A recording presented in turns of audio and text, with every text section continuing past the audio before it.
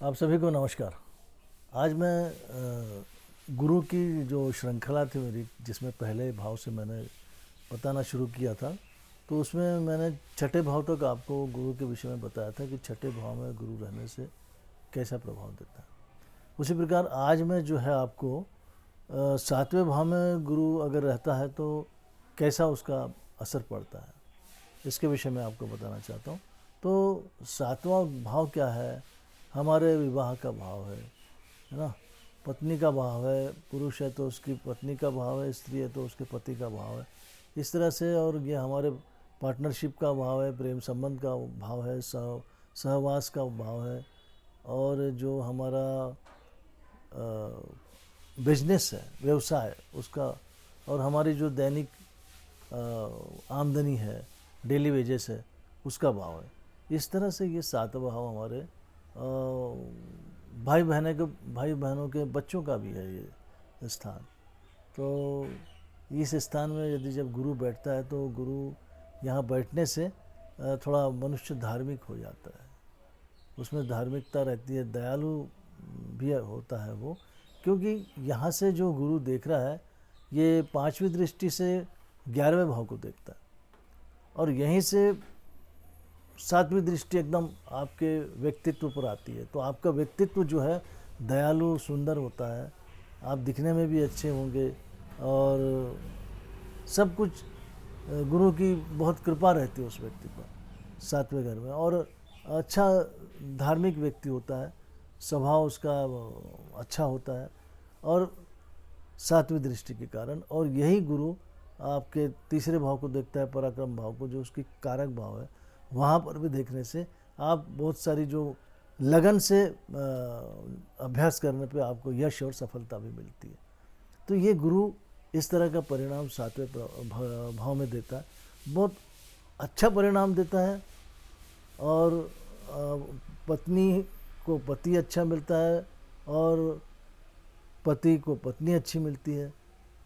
तो इस तरह से यहाँ गुरु जो है वो अच्छा काम करता है, और आपके डेली वेजेस के लिए अच्छा है, डेली वेजेस का है यहाँ तो वो सब।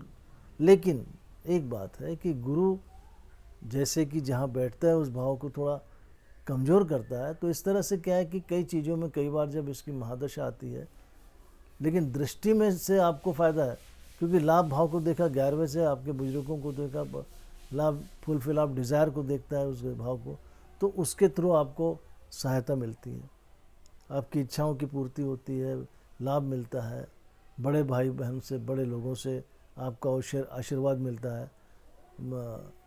उसकी सातवीं दृष्टि जब लग्न में पड़ती है तो वहाँ पर भी आपको उसका अच्छा असर मिलता है। और तीसरे भाव पे पढ़ने से भी कॉम्पिटिटिव एग्जामिनेशन वगैरह में भी, और पराक्रम भाव में भी आपको यश मिलता है। तो इस तरह से यहाँ गुरु जो है आपको लाभ पहुँचाता है। लेकिन थोड़ा बहुत जो है वैचारिक मतभेद नीचे पार्टनरशिप में जहाँ बैठा है वहाँ पर वो पैदा कर देता है कि आपका जो है जो लाइफ पार्टनर है, चाहे वो स्त्री हो चाहे वो पुरुष हो, उनके साथ में वैचारिक मतभेद जो है उसको थोड़ा सा विकसित कर देता है, बढ़ा देता है। और उसके कारण क्या होता है कि विवाह टूटता नहीं है, लेकिन वैचारिक मतभेद बने रहते हैं, एक दूसरे की गलतियां ढूंढने में थोड़ा सा समय चला जाता है। तो ये चीज़ उसमें सातवें घर के गुरु में आ जाती है, क्योंकि गुरु जो है वो तो बड़ा है, बहुत बड़ा है।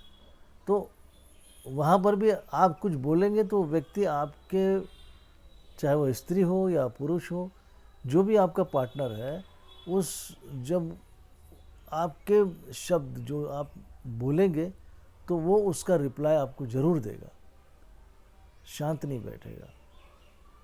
भले वो भावुक है, धार्मिक है, सब कुछ है, अच्छा नेचर है, लेकिन उसके उपरांत भी वो थोड़ा सा उसका प्रभाव पड़ता है। यहाँ पर पेट संबंधी भी, जैसे और विशेष करके गुप्तेंद्रिय संबंधी भी थोड़ी तकलीफ पैदा होती है यहाँ मनुष्य को। और शरीर इसमें थोड़ा सा बल्कि भी हो जाता है, क्योंकि ये आपके लग्न को देख रहा है। तो इस तरह से क्या यहाँ थायराइड वगैरह जैसी थायराइड ग्रंथि के रोग होने की संभावना भी ये रहती है 7वें भाव के गुरु में। ठीक है। और यदि पति के कुंडली में यदि शुक्र छठे चला जाता है तो भी उस व्यक्ति की पत्नी उसको जैसे पत्नी को बीमार पति मिलता है, अगर छठा इसमें एलर्जी रहेंगी उस पति को, ऐसा इस तरह से वो प्रॉब्लम आ जाते हैं। तो ठीक है, अगली बार फिर मैं मिलता हूँ जब 8वें भाव में गुरु जाता है। अब ये 7वें भाव में तो कोई जो कुछ है थोड़ा बहुत है, लेकिन विवाह वगैरह में भी ये थोड़ा सा तकलीफ दे सकता है, थोड़ा समय लग सकता है। ठीक है, अगली बार फिर मैं मिलता हूँ आपसे इसी दूसरे भाव पर बात करने। 8वें भाव के विषय में बात करूँगा गुरु के। हाँ, आप थोड़ा देखिए, अगर आपसे होता है तो मेरा चैनल सब्सक्राइब करें और लाइक करें और कमेंट ज़रूर करें कि आप और क्या देखना चाहते हैं। ठीक है, आज्ञा चाहूँगा। नमस्कार।